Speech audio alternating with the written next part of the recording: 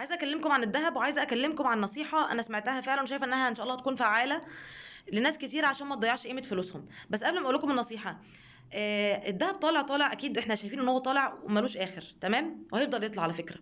الناس بقى اللي بتقول الذهب هينزل، هل انتم في خلال السنتين ثلاثه الخمس سنين الاخيره هل الذهب نزل؟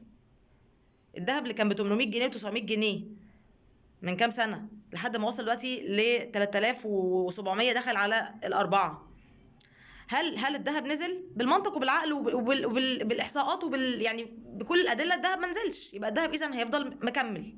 خلاص.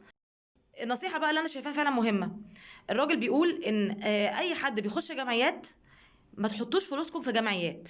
ليه؟ انت مثلا بتحط فلوسك في الجمعيه عشان تاخدها مثلا الدور الاخير، تاخدها بعد 10 شهور، بعد سنه.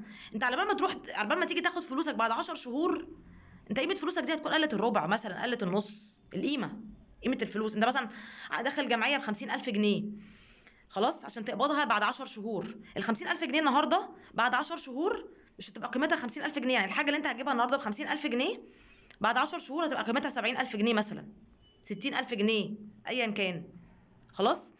فبيقول ايه بقى الراجل، انت مثلا بتحط في الجمعيه كام كل شهر؟ 2000 3، على حسب الفلوس اللي انت بتحطها. انت ممكن تجيب حتى بيهم جرام، سبيكه جرام، سبيكه نص جرام.